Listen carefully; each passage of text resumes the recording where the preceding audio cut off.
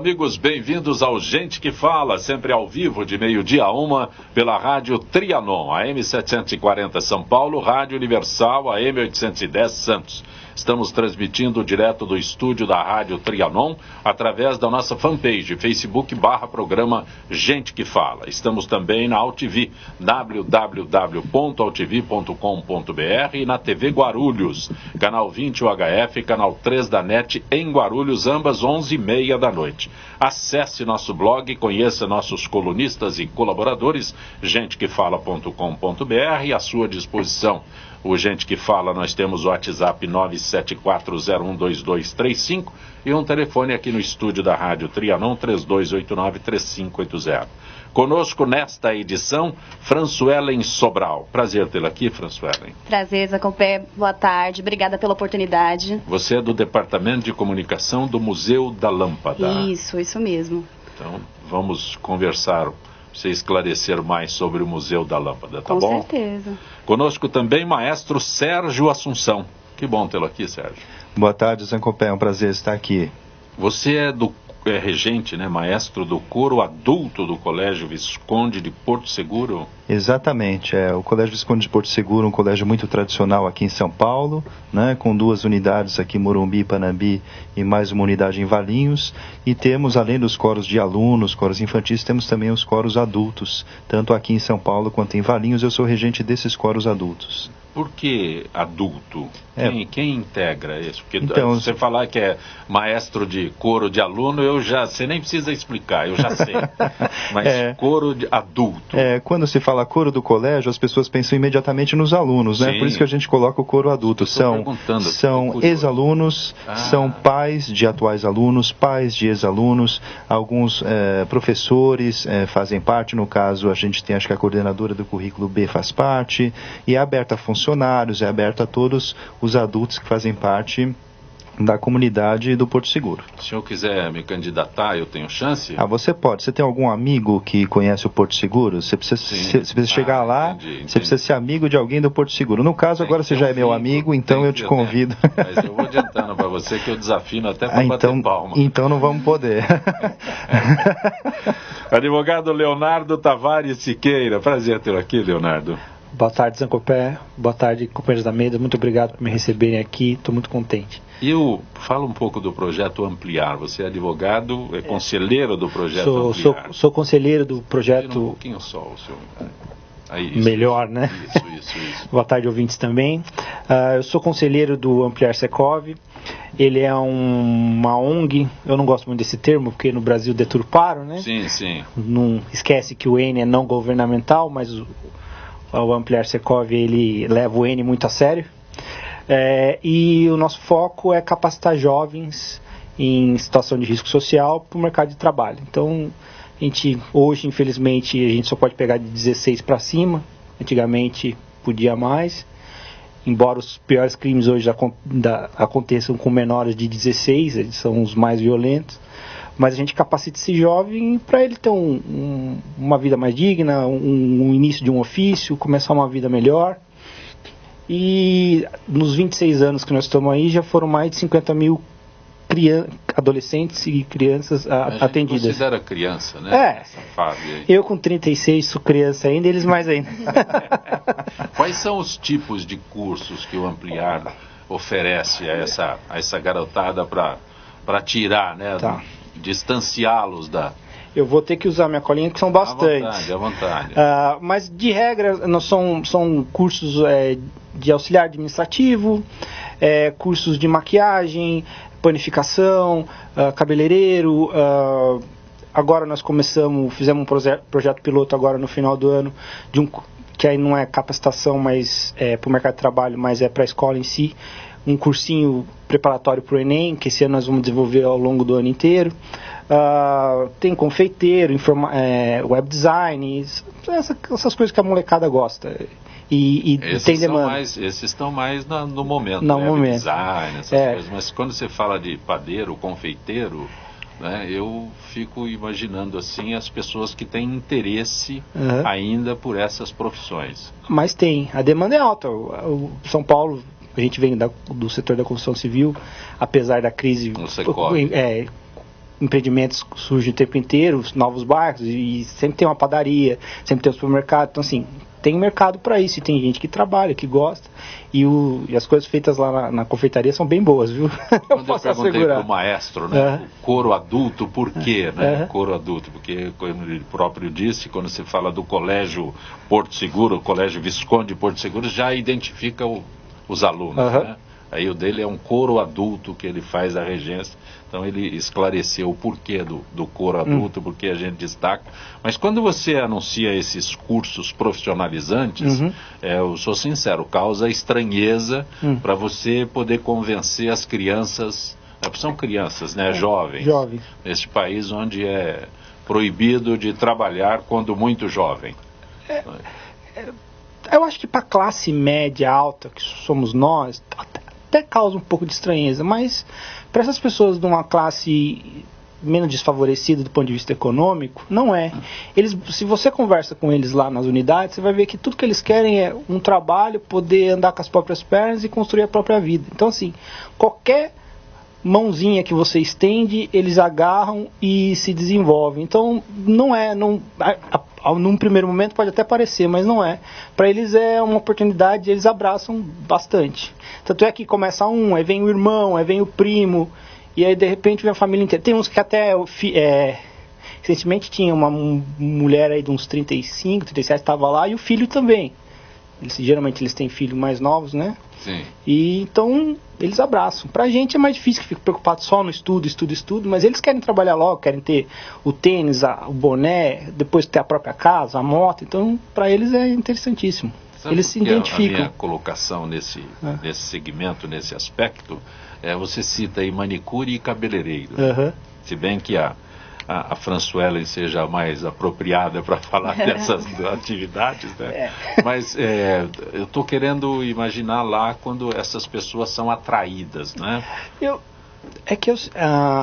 A Maria Helena, que é a atual, sim, você conhece ela bem, né? Sim.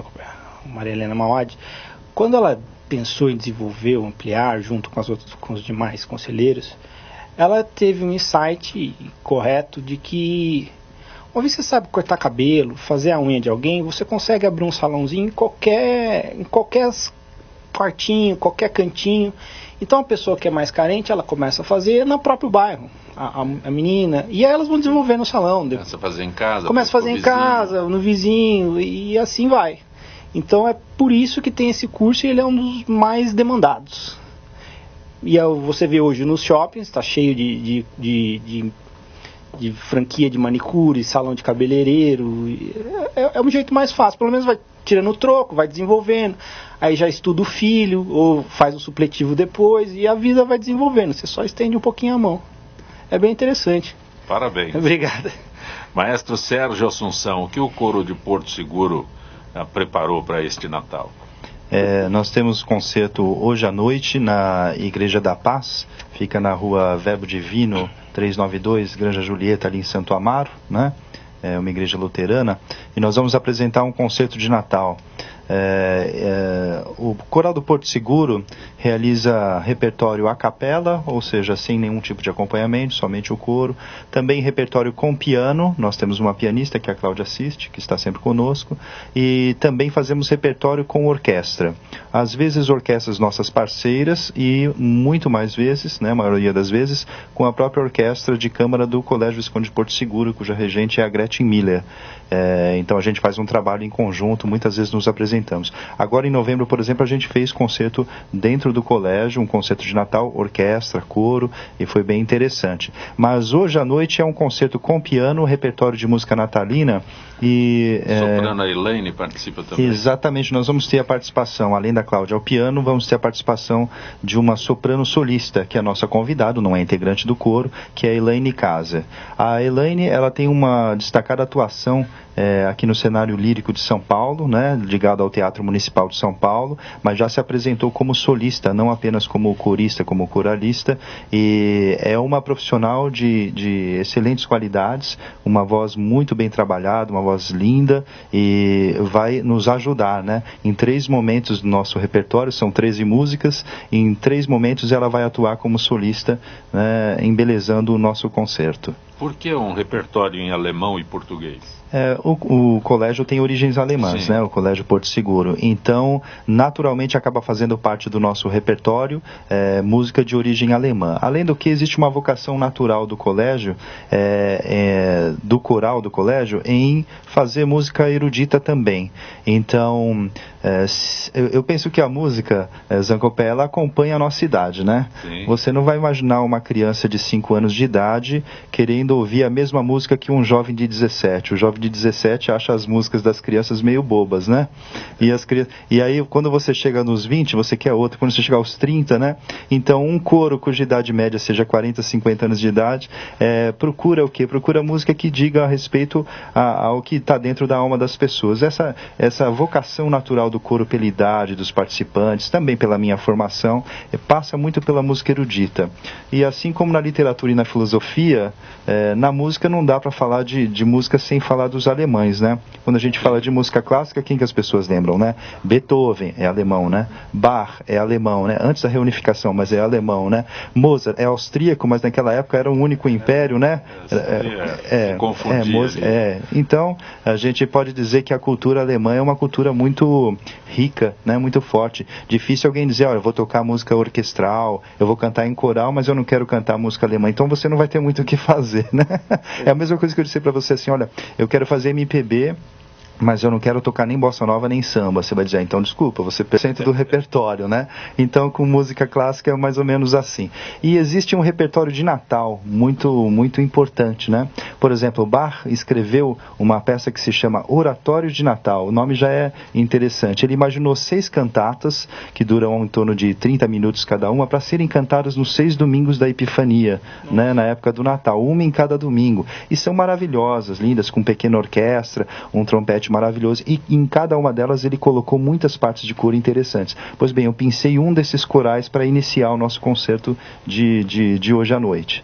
Depois a gente tem uma peça angular da música coral, que é o famoso oratório O Messias, de Handel. O próprio nome já diz o que é, né? Vai narrar a vinda de Jesus Cristo. Pois bem, essa obra eu utilizei como coluna vertebral desse nosso repertório. Eu alternei, então, corais e mesmo 2 solos que a Elaine Kaiser vai fazer são dessa obra O Messias. Quantos integrantes nesse coral? O coro tem mais de 50 integrantes, né? Ano a ano varia um pouquinho. A gente já chegou a ter 67, 68, mas hoje, por exemplo, a gente tem 56, 57, já tivemos um pouquinho menos, né? Existe um núcleo muito forte de mais ou menos umas 40, 45 pessoas, e aos poucos vem pessoas que se juntam, eventualmente algumas pessoas saem, né? É um trabalho, ninguém recebe nada para fazer esse trabalho, nenhum coralista recebe para ir lá cantar. É um trabalho de quem gosta de cantar, etc. Mas eu tenho curiosidade de saber quanto tempo leva para uma pessoa desenvolver minimamente uma habilidade no coral?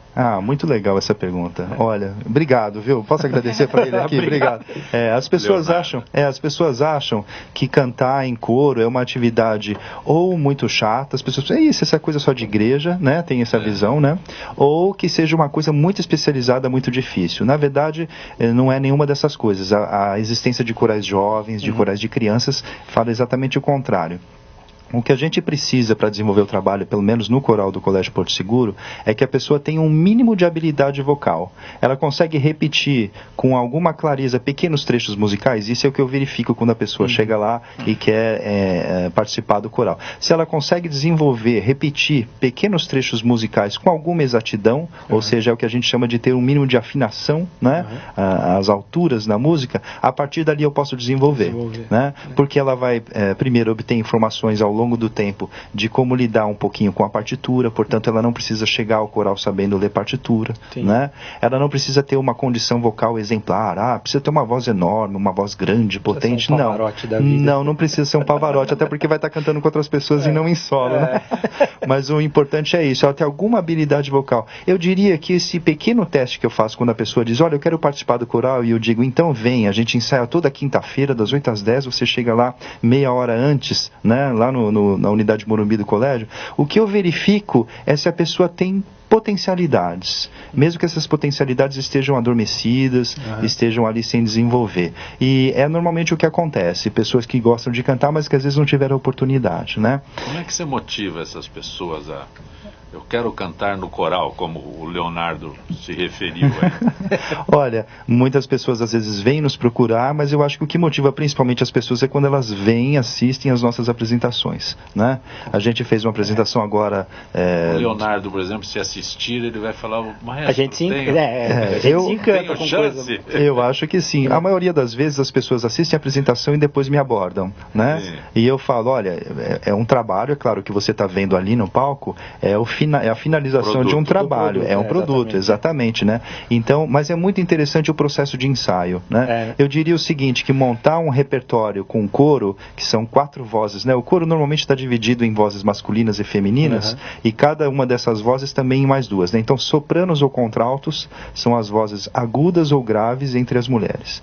Tenores ou baixos são as vozes agudas ou graves entre os homens. Então a gente tem música escrita a 4 vozes. O interessante é isso, cada naipe, soprano ou contralto ou tenor, tem uma linha melódica específica que canta. E é essa linha que a pessoa deve conseguir cantar junto com os outros do seu naipe. E a música se faz quando você junta essas 4 vozes, né? Isso a gente chama de polifonia, né? Mais de uma voz simultaneamente. Esse repertório que a gente está fazendo hoje à noite é essencialmente polifônico, né? Françoelen, o que é o Museu da Lâmpada? O Museu da Lâmpada, ele é criação de 2 irmãos apaixonados pela iluminação. Apaixonados assim por como lâmpada. Eu. Isso. Cara esfregando a lâmpada para ver se o gênio aparecia. Mais ou menos. Não apareceu até hoje, se encantaram com a lâmpada. Exatamente, eles criaram um museu. Exatamente porque o Brasil ele é muito carente de cultura. Quer dizer, na verdade tem muita cultura, mas as pessoas não têm os olhos abertos para isso, né? Então, apaixonados como são, eles criaram um museu para informar poucas pessoas. Os nomes deles. Gilberto e Vladimir. Sim. Eles são donos da empresa de Mava e eles patrocinam o Museu da Lâmpada. E eles tornam tudo isso possível. É maravilhoso, é um trabalho que eu adoro fazer. A gente conta a história da lâmpada desde os primórdios da pré-história até a era do LED, né, que é a era atual. E é muito divertido, a gente recebe escolas, instituições, todo tipo de público. Onde fica? Fica próximo ao aeroporto de Congonhas, aquela rotatória da João Pedro Cardoso ali, sim. Da Pedro Bueno, desculpa. Fica super perto. Aí você pode agendar comigo, a gente tem o telefone, vocês podem agendar. Quem a gente pode recebe visitar esse museu? Qualquer pessoa, qualquer idade, mas tem que agendar. Tem que ter o agendamento, a gente recebe escolas, instituições. A gente faz o agendamento por telefone ou por e-mail. A gente agenda, eu faço a visita, eu também faço a visita com o pessoal. Né? É um trabalho maravilhoso, excelente. É o Gilberto, é isso, Cristian, que teve no programa? A lâmpada incandescente estava saindo do mercado. Sim. Você falou LED atual, agora, né? Agora é o LED. Então a lei tinha sido promulgada impedindo, parece que só no Nordeste é que podia ainda. Isso, mas acho que ainda tem, né? Tem, enquanto não acabar o estoque, não... Mas aí ele é apaixonado por lâmpada. Sim. Eu acho interessante. Sim, o museu, nossa, é incrível. Ele tem um mimo com o museu é incrível. É muito lúdico, você entra lá, parece que você está na lua. É incrível. As crianças adoram. A gente conta a história do Thomas Edison, que foi super importante, o Nikola Tesla. A gente passa a história, muita gente não conhece a história da lâmpada. A gente tem a lâmpada em casa e não sabe como funciona, como foi criado. Então a gente quer passar isso para o público. É muito longa a história de como foi criada? Não, a gente tenta ao máximo, tem bastante interação, a gente passa o vídeo para as crianças, a gente mostra, a gente leva o pessoal para andar pelo museu. É bem legal. Agora vocês estão setor para amantes da iluminação e do cinema. Sim, também tem essa parte. Poucas pessoas sabem, mas o Thomas Edison, ele criou o cinetoscópio, né? A gente fala essa parte do cinema também. Ele criou os primeiros filmes que tiveram. Então, ele tem contribuição nessa parte também. Fora a iluminação. Por si só, né? A gente usa bastante tipos de lâmpada para isso. Então, tem alguma lâmpada muito diferenciada que esteja exposta lá? Olha, tem todos os tipos de lâmpada. Tem o arco voltaico, que foi a primeira lâmpada que foi criada por Ampere Dave. Tem vários tipos de lâmpadas, de vários tamanhos. Lâmpadas minúsculas, gigantes. Lâmpadas gigantes também? Tem, são as lâmpadas a vapor. né? São lâmpadas a vapor que a gente usa geralmente na cidade, Leonardo ficou interessado não, na lâmpada é porque a vapor. Dentro da nossa ignorância, eu só imaginava a história do Edson pra frente, né? Sim. Mas ela falou da pré-história, até aqui. Sim, porque na pré-história o ser humano tinha contato com a iluminação só pelo sol, ou quando tinha chuvas que tinha as trovoadas que acertavam as árvores, aí vinha o fogo. Aí desde então eles começaram a ter essa evolução, aprenderam a manter o fogo aceso através das fricções de pedras, essas coisas. Então a evolução veio a partir daí. E a gente conta isso na nossa visita. De passo a passo. Aí depois veio Thomas Edison, né? Que ele patenteou a ideia do Tesla, aprimorou e hoje tornou isso possível, né? A primeira lâmpada incandescente comercializável. Depois veio as outras, fluorescente, halógena. Ou é muito comum a gente ver uma lâmpada dicróica. Em qualquer lugar que a gente vê uma lâmpada dicróica, uma halógena. O que é isso? São vários tipos. Minha ignorância. O que é isso, uma lâmpada dicróica? Uma lâmpada dicróica, ela... como é que eu vou explicar tecnicamente? A lâmpada dicróica é mais ou menos... É uma lâmpada que serve para você potencializar os objetos. Tudo que você vê que é uma lâmpada focalizada, que você... Nossa, aquele objeto tem uma cor mais viva, com certeza tem uma lâmpada dicróica. Tem a lâmpada halógena dentro da dicróica. É muito legal, é muito difícil. É uma lâmpada dentro de outra lâmpada. Isso. É o modelo, né? É o modelo. Dicróica, a halógena é dicróica. Gostou do museu da lâmpada? Gostei, interessante. Vou levar o pessoal do Ampliar lá para visitar. Eu posso dar uma contribuição. Tem um lâmpada que não sei se vocês têm no museu. Na minha casa tem lâmpada queimada. Serve? Também. Serve, lógico que serve. É a única que eu posso contribuir que talvez eles não tenham.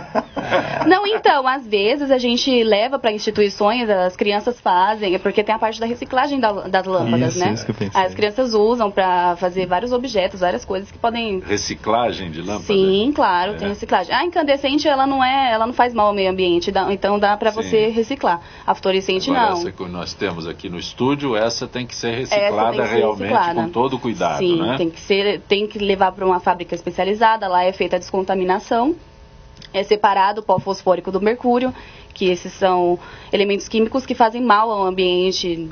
O descarte indevido faz mal para a terra, né? Ou contamina o lençol freático. Então tem que ser feita assim, a descontaminação, tem que ser feito o descarte certo da lâmpada. Leonardo Tavares Siqueira, o que o Ampliar está guardando para este Natal? Para o Natal? Para o Natal agora nosso... Falando com ele, Natal iluminado. Natal iluminado, exatamente. Nós temos agora o Natal iluminado, vai ser agora no sábado, dia 17. Amanhã.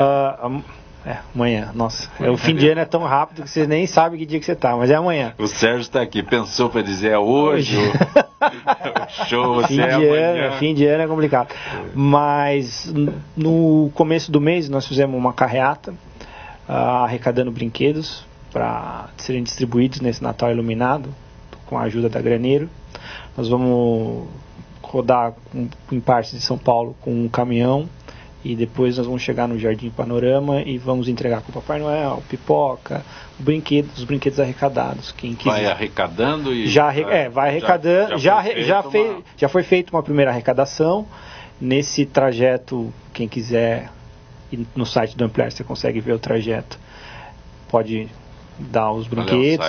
O site do Ampliar é ampliar.org.br, é org porque é uma organização não governamental. E vai ser agora sábado, amanhã, a partir das 19 horas. Sai da onde o caminhão? O caminhão vai sair lá da Rua Bacelar, que é a sede do Secov, né, o Sindicato da Habitação. Aí nós vamos rodar, eu não sei de cabeça todo o itinerário, mas nós vamos rodar uma parte. Bacelar aqui na Vila Mariana, Zona Sul, isso mesmo. Nós vamos rodar uma parte, depois vamos parar lá no Jardim Panorama, aí vai ter o Papai Noel, pipoca pra molecada e aquela festa toda, né? E a distribuição dos brinquedos. Vamos ver. Tudo é importante, né? A molecada gosta.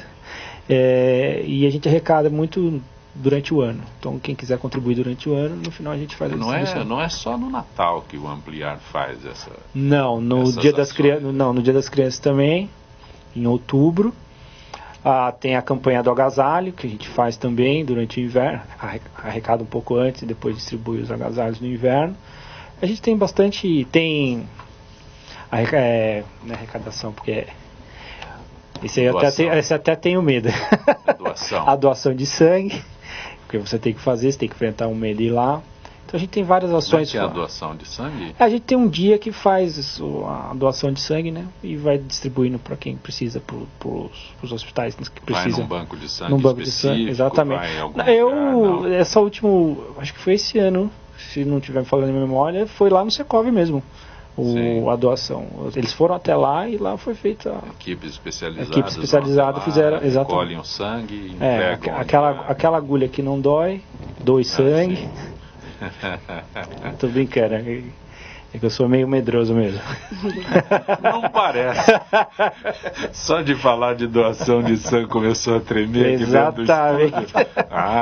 Deve doar sangue assim com uma facilidade. Não, mas se precisa, né? O que precisa ser feito é o que precisa ser feito. A tua reação foi fantástica quando falou em doar sangue. Maravilha.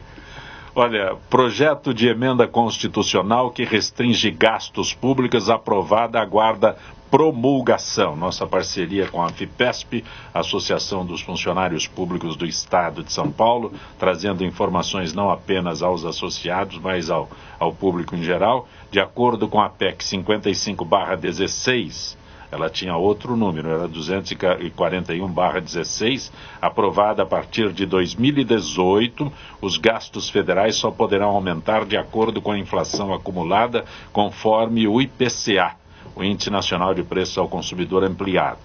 A inflação a ser considerada para o cálculo dos gastos será medida nos últimos 12 meses até junho do ano anterior. Assim, em 2018, a inflação usada será aquela medida entre julho de 2016 e junho de 2017. Para o primeiro ano de vigência da PEC 2017, o teto será definido com base na despesa primária paga em 2016, incluídos aqui os restos a pagar, com a correção de 7,2%, que é a inflação prevista para este ano. O regime valerá para os orçamentos fiscal e da Seguridade Social e para todos os órgãos e poderes da República. Dentro de um mesmo poder, haverá limites por órgão.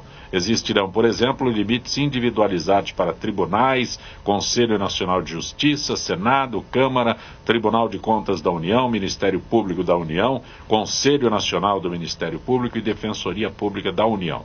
O órgão que desrespeitar o teto ficará impedido de, no ano seguinte, dar aumento salarial, conceder aumento salarial, contratar pessoal, criar novas despesas ou conceder incentivos fiscais no caso do Executivo. A partir do 10º ano, o presidente da República poderá rever o critério uma vez a cada mandato presidencial, enviando um novo projeto de lei complementar ao Congresso Nacional. Significa que só uma lei para mudar essa lei. Você está conosco no Gente que Fala. Está aqui participando desta edição a Françoela Sobral, que é do Departamento de Comunicação do Museu da Lâmpada, o maestro Sérgio Assunção, regente do coro adulto do Colégio Visconde de Porto Seguro, advogado Leonardo Tavares Siqueira, que é conselheiro do Ampliar e membro do grupo de novos empreendedores do Secov.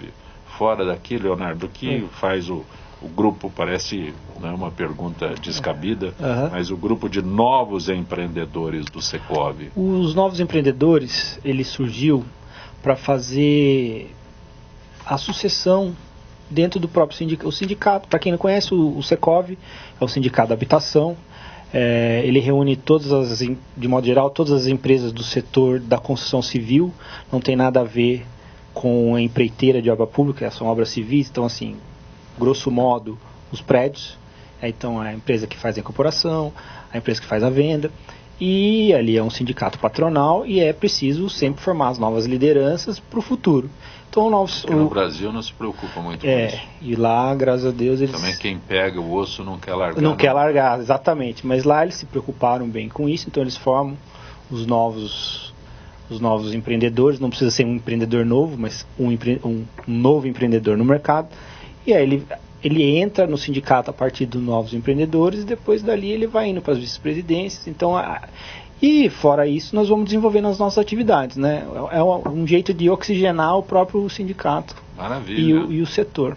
Maravilha. O Brasil gosta da permanência, né? Não gosta da alternância. Não, mas lá, ainda bem, eles têm essa visão mais do futuro, assim, é bem interessante. O grupo é bem forte, são players bons do mercado que estão ali dentro. Maestro Sérgio Assunção, quantos anos de coral do Porto Seguro? Olha, esse coral tem uma história incrível, porque ele nasceu dentro do colégio como coral de alunos. De uma maneira informal, um professor alemão de música chamado Kurt Grünauer, que estava aqui no final da década de 40 e década de 50, em São Paulo, no colégio. Ele começou trazendo músicas tradicionais, músicas folclóricas até alemãs, né, para manter as origens daqueles imigrantes que tinham chegado aqui ao Brasil. E então esse coral começou a se encontrar, etc.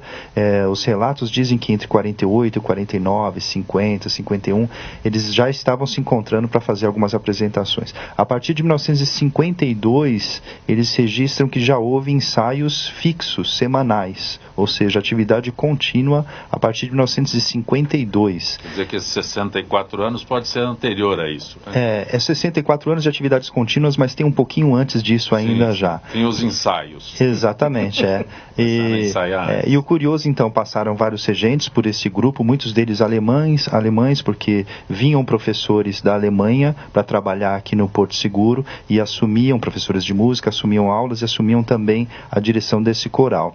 E à medida que as pessoas que compunham esse coral foram crescendo, elas gostaram de continuar cantando juntas. Então foram sendo formados outros coros de alunos, mas este especificamente continuou se reunindo. As pessoas saíram do colégio, se formaram, algumas foram estudar na Europa, voltaram, alguns se casaram tendo se conhecido no coral, isso é muito interessante, e os filhos deles às vezes cantam também no coral. Então é uma história incrível de muita amizade, de um grupo de pessoas que realmente, tendo a música como texto, porque eu não diria que seria pretexto nesse caso, eles se uniram muito e é um grupo de muita amizade. O curioso, por exemplo, há pessoas hoje ainda no coro que tem o caso da Silvia Kreidel, que eu vou citar aqui, né? Ela é a nossa mais antiga coralista de tempo de coro, e me parece que ela tem mais de 50 anos de participação nesse grupo.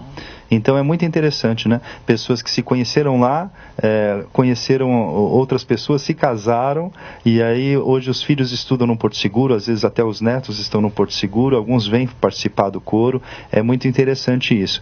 Esse coro então tem uma história, provavelmente um dos coros mais antigos, eu imagino, aqui de São Paulo, né? Um coro amador, e uma história de mais de 64 anos de existência. Eu tenho o privilégio, a felicidade de estar à frente desse coro desde 98, né? E então já estou há bastante tempo lá, e os ensaios ocorrem de uma maneira séria, de uma maneira concentrada, mas com um certo bom humor, com um clima de amizade. É muito interessante, porque a gente consegue perceber que tem disciplina, né? Não é um coro indisciplinado, não é um coro, né? Mas também tem uma certa seriedade, né? Então o ensaio começa às 8 da noite. Então se você chegar às 8h05, você vai estar atrasado, né? A brincadeira é a seguinte: olha, a gente tem que começar às 8. Já vai porque pagar o jantar. Porque senão quem está atrasado não vai estar atrasado. Para que o atrasado esteja atrasado, você tem que começar o ensaio. Se ele chegar no começo, ele não está atrasado. Então é bacana perceber isso. Existe toda uma seriedade. Existe essa rigidez, 8 horas você começa o ensaio. Num dia que chove muito, num dia que o trânsito está conturbado, eu começo 8h03, tá, Zancopé? 8h01. Começa sempre com os exercícios. Alemão, 8h01 está atrasado. Exato. Mas aí a gente termina 10h01, se começar 8h01, que é para não perder tempo de ensaio, né? Na verdade, a gente tem esses horários, mas assim, perto de apresentações a gente faz ensaios extras, né? Antes e depois, ensaios fora do horário normal do coro. O que nos leva mesmo é o trabalho. Sem remuneração alguma. Nenhum dos coralistas. Eu como regente, a Cláudia, claro. Mas nenhum dos coralistas, não. E são pessoas, assim, que possuem maior ou menor grau de musicalidade, de bagagem musical ao longo da vida, né? Então, algumas estudaram piano quando tinham 15 anos de idade. Alguns já cantaram em outros coros, chegaram no nosso coro agora.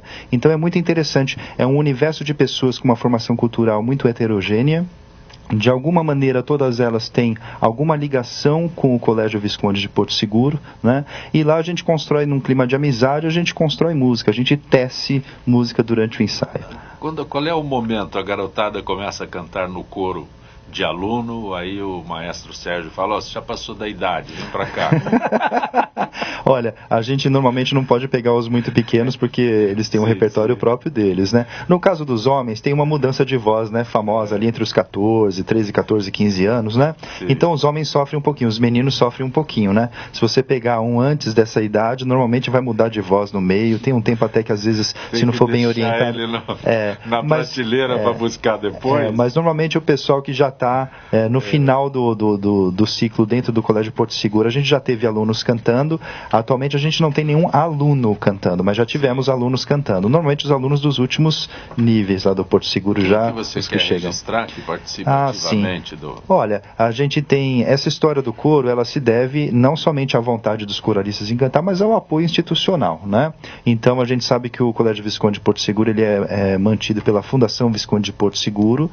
Eu queria registrar aqui o presidente da fundação, Dr. Marcos Alberto Santana Bitelli, e também o vice-presidente, Sr. Christian Buelau, né? Eles têm dado amplo apoio a todas as atividades culturais do colégio, entendendo que essas atividades, elas ajudam, elas completam e elas são parte fundamental também da formação do aluno, né? Obviamente que todas as disciplinas são importantes, né? Matemática, química, física, mas para a formação mais completa do ser humano, né, uma formação mais abrangente, as outras disciplinas, que eu chamaria música de disciplina também, né, música, ou teatro, ou dança, todas essas atividades culturais, na minha opinião, elas engrandecem, formam um ser humano melhor, independente dele ser músico ou não, né. A gente está aqui com o Leonardo, que é advogado. Eu acredito assim que um advogado que cantou em coro, que tocou um instrumento, né, ou que conhece um pouco de pintura, ou que se dedicou um pouco mais à literatura, provavelmente ele tem uma formação na hora de julgar determinadas coisas na atividade dele, ele vai ter uma visão mais completa, né? Não posso falar. Competição. Então eu acho que música participa muito disso, né? E eu queria também registrar o apoio que a gente recebe do Instituto Márcio Staden. O que é esse instituto? É um instituto que faz a memória da imigração alemã, né? Aqui no Brasil, especificamente, mais especificamente em São Paulo, mas no Brasil todo, e não somente ligado ao Colégio Porto Seguro, a memória da imigração alemã. E também as atividades culturais que sejam mais ligadas aos adultos, muitas vezes estão ligadas a esse instituto, que é o Márcio Staden. O presidente do Márcio Staden é o Sr. Eckhard Kupfer, e ele tem sido um grande parceiro nosso, né? Sempre nos ajudando a tocar os projetos à frente. Então a gente tem um ambiente muito bom, um ambiente de colaboração desde a fundação, as pessoas do colégio, as pessoas do instituto, né?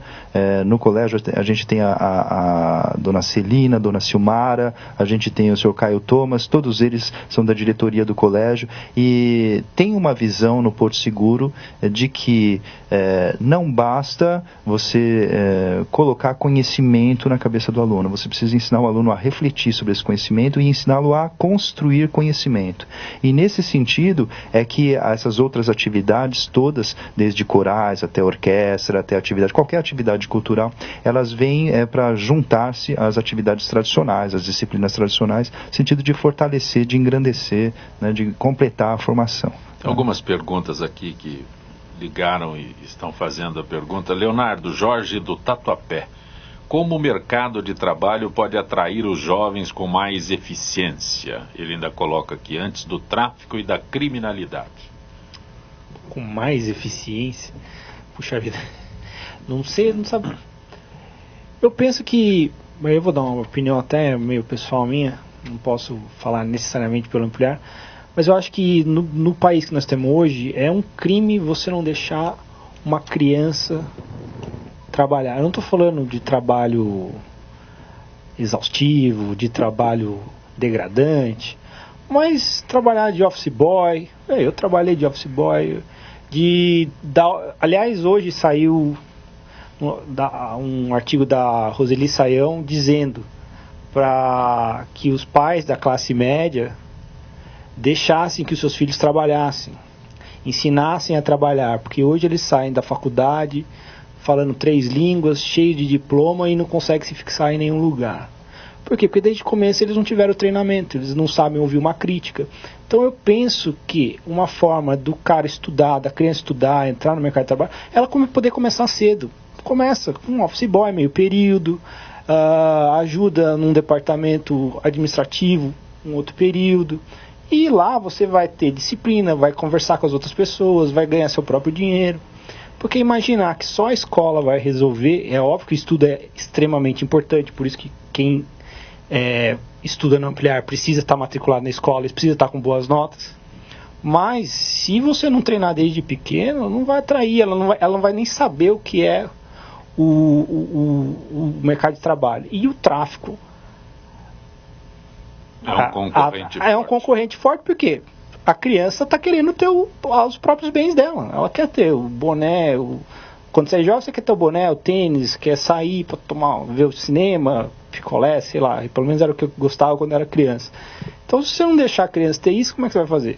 Você colocou um negócio aí, para participar do Ampliar tem que estar regularmente matriculado em alguma escola. Assim, a escola é a base, ou pelo menos deveria ser, porque infelizmente hoje a maioria sai quase analfabeto da escola. Você fala, os cursos do Ampliar complementam. Eles complementam, te dão, escolar. Exatamente. Todos os cursos eles têm, inclusive certificação do Senai, que eu esqueci de citar aqui. E é um complemento para a pessoa já entrar no mercado de trabalho. E ali você desenvolve do jeito que o maestro falou. Quando você trabalha, você aplica na prática a matemática que você aprende na escola. Você está trabalhando na contabilidade da empresa, você está sabendo lá o que é fração, porcentagem, multiplicação.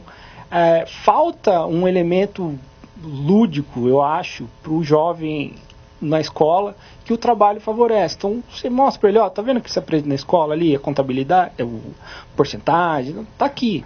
Tá vendo porque você precisa escrever e saber o léxico português? Porque você precisa mandar um e-mail, uma carta para um outro departamento que precisa fazer o que você está pedindo. Então, não pode ser cifrado como é hoje. Exatamente. Então ele vai aprendendo na prática. Eu acho assim, o jeito de atrair o jovem é deixar ele trabalhar mais cedo, é porque ele quer. Se ele está no tráfico, está em qualquer outro lugar, é porque ele quer trabalhar. O maestro Sérgio Assunção, a Roberta da Vila Suzana pergunta se é muito diferente reger um coral e uma orquestra. É um pouco diferente, sim, viu, Roberta? Normalmente os corais são compostos de amadores, né? Como é o caso do nosso coro. São pessoas que cantam muito bem, que têm uma bagagem musical, mas que tiveram ou têm uma outra profissão na vida, né? O músico de orquestra, normalmente não. O músico de orquestra é normalmente uma pessoa que trabalha somente com música, é um músico profissional. Então, o trato é um pouco diferente, porque você está lidando com um profissional e não com um amador, e o grau de exigência também, né? A orquestra possui uma outra... Você não tem cara daqueles maestros chatos. Normalmente quando fala maestro de orquestra, alguém pensa assim, uma pessoa bem velhinha, chata, assim, mas não é o caso, viu? A maior parte dos maestros hoje... bem velhinho não, mas chato, né? Bom, a gente é sempre perfeccionista, dizem que os maestros são perfeccionistas, né? Talvez a gente seja um pouco chato nesse sentido. Eu já regi orquestra também, eu sou regente de orquestra também, né? Eu trabalhei regendo a Orquestra Filarmônica de São Caetano entre 2009 e 2014. Era um grupo profissional, a gente fez um trabalho interessante também. A diferença fundamental parece ser a seguinte: quando você lida com orquestra, existem especialistas na sua frente, né? Então, por exemplo, aquela pessoa que está ali tocando violino, ela estudou 10, 12, às vezes 20 anos da vida dela violino. Você não, você estudou outras coisas e regência, mas não necessariamente você precisa ser um violinista, né? Então, às vezes você sabe o que você quer da música, mas se a pessoa levantar e falar, olha, maestro, então toca o violino e faz você como você quer, você não sabe, a não ser que você tenha estudado violino. Sim. E assim é com todos os instrumentos da orquestra. Então, você está diante de especialistas, você vai dizer ao flautista, eu quero que você toque dessa maneira, você vai dizer ao trompista, eu quero que você toque dessa maneira, mas na verdade eles tocam melhor flauta, melhor trompa do que qualquer um de nós. Essa é que é a questão. Então existem limites, você tem que saber a linguagem deles. E é muito interessante porque na orquestra, os músicos, eles sabem quando o maestro está dando conta do trabalho. Então se o maestro não der conta do trabalho, entre eles dão uma olhadinha assim, etc. Olha, eu acho que não está dando certo. Esse não é do ramo. E por outro lado, quando você acerta, quando você chega a um ponto comum, você é muito bem recebido pela orquestra, né? Françoelen, Eduardo do Jabaquara pergunta se o museu promove cursos sobre iluminação. Sim. A Gimava patrocina também os cursos. No momento não está tendo, mas geralmente tem vários tipos de curso. A gente faz a divulgação dos cursos e recebe bastante pessoas, engenheiros, arquitetos, pessoas que trabalham na área. Então, tem sim. Tem bastante cursos. No momento, não. Por causa de fim de ano, até as visitas ficaram reduzidas. Mas da época do ano. Isso. Mas a gente faz curso, sim. Maestro Sérgio Flávia de Pinheiros, como funciona uma aula de canto? Que se aprende na aula? Eu diria que aprende a cantar. Espera-se que sim, né?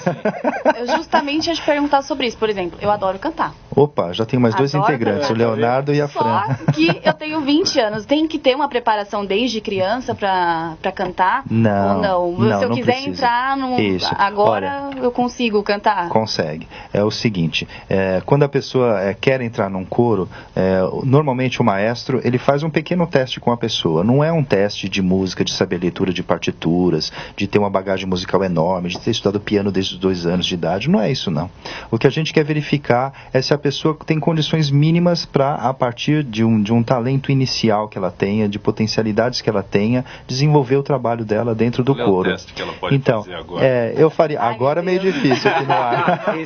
Mas normalmente a gente verifica se a pessoa tem um mínimo de afinação. Já quer saber se recitar serve. Recitar não, porque tem que cantar, tem que entoar. Recitar, digamos que cantar um rap não serve pra gente perceber se coral ou não, porque ele pode só falar, né? Não que eu tenha algo contra o rap, mas nesse caso não serve para essa finalidade.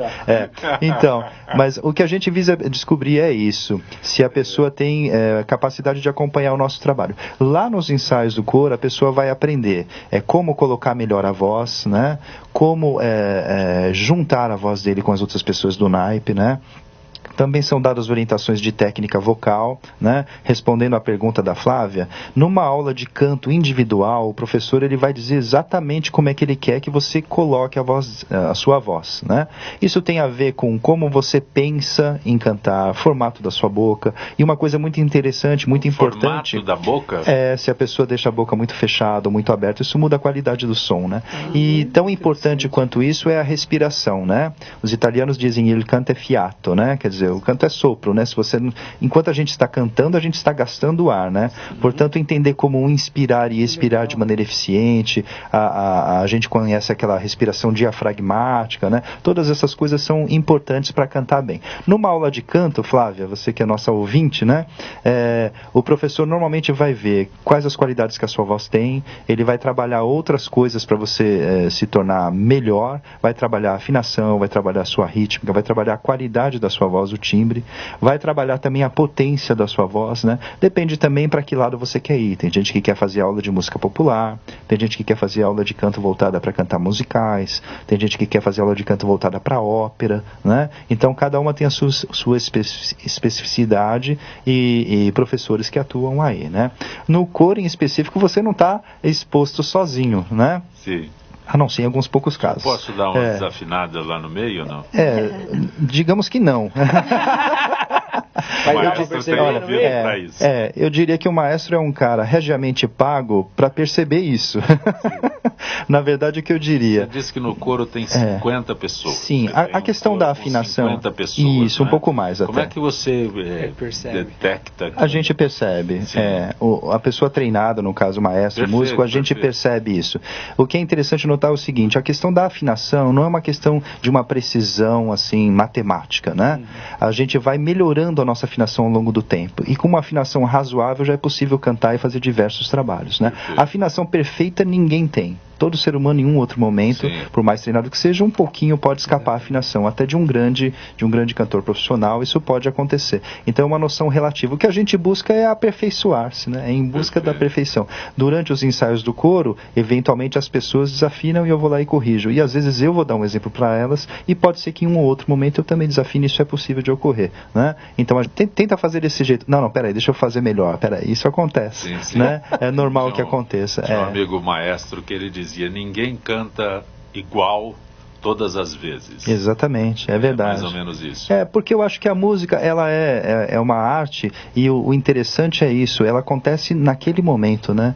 Isso é um pouco cruel, mas é um pouco o espelho da vida. Se você cantar 10 vezes corretamente, Sancopé, mas na hora da apresentação você cantar errado, o público não sabe que você cantou 10 vezes correto, que na verdade você sabia aquele trecho. É como se a vida estivesse dizendo assim, não adianta você ter qualidades, você precisa ser capaz de realizar naquele momento, que é como a gente na verdade, né? Você está no trânsito, você sabe dirigir. Se você se distrair e bater o carro, ninguém está preocupado. É claro que você sabe dirigir, mas você se distraiu, você bateu o carro, entende? Não dá para voltar atrás. Com música é a mesma coisa. Vai ter que pagar, né, Leonardo? Vai ter que pagar. Com música é a mesma coisa. Françoelen, no Rio de Janeiro, os cariocas estão ganhando passaporte para visitar museus, né?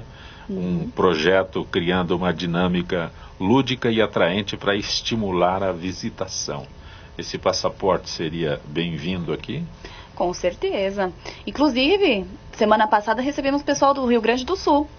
O pessoal vem, eles vão fazer excursões aqui em São Paulo, eles acabam visitando o museu mesmo.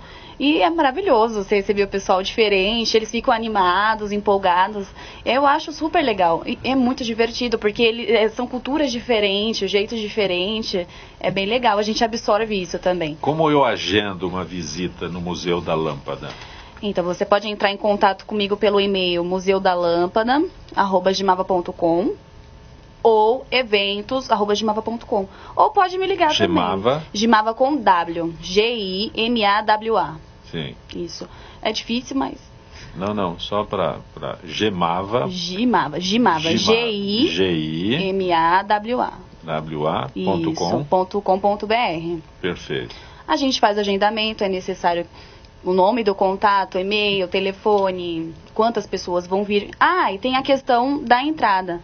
A gente não trabalha, vamos dizer assim, com dinheiro. A gente não tem um custo para entrar no museu. O que a gente pede é para os visitantes 1 quilo de alimento por pessoa. Esses alimentos são doados para instituições como a PAI e a DERE, que a gente trabalha com eles. A gente faz as doações anualmente para eles. Todo mês a gente manda para eles as doações. Essa é a única coisa que a gente pede para o pessoal que vem visitar. Já as escolas públicas não precisa. Mas escola particular, visitante comum, a gente pede sim. É só 1 quilo de alimento e a gente faz a visita. Agradeço tua gentileza de ter participado do nosso Gente que Eu que agradeço. Leonardo Tavares Siqueira, conselheiro do Ampliar, a ação que o Ampliar realiza para amanhã. Para amanhã, voltando a repetir, é o Natal Iluminado. Nós vamos, junto com o caminhão da Graneiro, fazer um tour pela cidade de São Paulo, terminando de arrecadar brinquedos para a meninada e vamos... Como é esse tour? Vai só anunciando o que está passando? Ele vai anunciando, é um Natal iluminado, porque o caminhão é inteirinho iluminado. Sim. Ele fica bem bonito à noite e ele vai passando, anunciando que vem passando, quem quiser entrega os brinquedos. O caminhão já vai estar previamente carregado com alguns brinquedos já arrecadados anteriormente e vamos terminar lá no Jardim Panorama distribuindo para a meninada junto com o Papai Noel e a pipoca, essas coisas todas de festa final de ano. Pela época do ano, aqueles que queiram participar do Ampliar, dos cursos que o Ampliar oferece, é só para o ano que vem? Na verdade, essa semana acaba, né? Então sim, é hoje. Mas no início, na segunda semana de janeiro já tem curso. É só entrar no site www.ampliar.org.br. Aí lá tem a abazinha dos cursos, é só clicar, ver qual que se interessa. Tem o calendário dos cursos e se inscrever. Dona Maria Helena esteve aqui, ela falava de novos pontos para serem oferecidos cursos. Tem 2 pontos que oferecem? Nós temos uma unidade aqui na Brigadeiro Luiz Antônio, na Brigadeiro Luiz Antônio 2344, e outra é lá na unidade 7 de setembro, que é lá no Grajaú. Por hora é isso. Perfeito. Mas nós estamos e vamos ver se a gente consegue ampliar,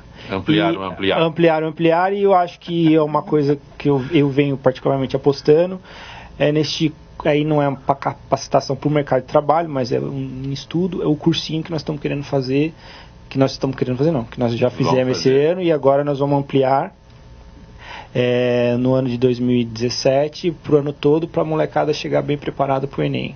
Grato por ter vindo ao nosso Gente que Fala. Parabéns. Eu que agradeço, Zancopé. Muito obrigado pela oportunidade e obrigado aos companheiros aí da mesa. Maestro Sérgio Assunção, o que acontece hoje com o coro adulto do Colégio Visconde de Porto Seguro? Então, gostaria de convidar a todos que hoje à noite, né, às 7h30 da noite, na Igreja da Paz, Rua Verbo Divino 392, Granja Julieta, ali em Santo Amaro, né? É uma travessa da Avenida Santo Amaro, o concerto de Natal. Esse concerto dura em torno de 1 hora, né? Somente música natalina, tem as canções tradicionais natalinas também, né? Além das músicas dos compositores alemães e brasileiros, né? E esse concerto ele é gratuito, né? E depois disso a gente vai parar, né? Já estamos às portas do Natal, e aí janeiro é época de férias e planejamento do coral. A gente retorna às atividades em fevereiro, lembrando que aqueles que queiram participar do coral, então aqui em São Paulo os ensaios são às quintas-feiras, né? A partir das 20 horas, das 20 às 22, e na unidade Valinhos os ensaios são às terças-feiras, também a partir das 20 horas, né? Esses ensaios eles retornam no mês de fevereiro. Então quem está aqui em São Paulo, a partir da primeira quinta-feira de fevereiro, eu não tenho o calendário aqui na mão para saber qual é o dia, mas a primeira quinta-feira de fevereiro a gente vai estar lá. A quinta-feira nunca muda, é sempre a primeira quinta, é que eu não sei se é dia 1, dia 2, dia 3, né? E em Valinhos a primeira terça-feira, né? Valinhos tem que ver. Não, o carnaval é no final de fevereiro, né? É dia 2 é quinta-feira, é isso? Obrigado, Thaís. A Thaís está me falando que dia 2... tá vendo? Então, dia 2 de fevereiro, primeira quinta-feira de fevereiro, o Porto Seguro vai voltar a ensaiar. Aqueles que se interessaram, né? A gente não faz um repertório só de música erudita, nem só de música alemã, embora o foco da nossa conversa tenha girado em torno disso hoje, né? É um coro que também... esse ano a gente cantou, por exemplo, um arranjo de Yesterday, dos Beatles, né? De John Lennon e Paul McCartney, né? Um arranjo, inclusive, que fui eu mesmo quem escreveu esse arranjo. Então a gente fez esse arranjo, participou, a gente canta trechos de outras músicas, então é importante. A gente já fez 3, 4 vezes durante esse tempo que eu estou lá a montagem do famoso Carmina Burana de Orff, né? E é impressionante perceber como as pessoas gostam desse tipo de obra, fica lotado a plateia, entra mais gente no coro nessa época, que alguns acabam ficando mesmo. Então eu queria convidar as pessoas, né, que quiserem fazer parte, sejam elas diretamente ligadas ao Porto Seguro, como pais de alunos, etc., ou apenas pessoas que são simpáticas, né, ao canto coral, né? Estamos abertos lá. Eu queria agradecer, Zancopé, pela oportunidade de divulgar o nosso trabalho aqui, e também a Fran e ao Leonardo, né? O trabalho bacana de vocês, né? Estamos todos juntos aí tentando... Exatamente, obrigado. Estaremos de volta segunda-feira, meio-dia. Gratos, bom final de semana, até lá.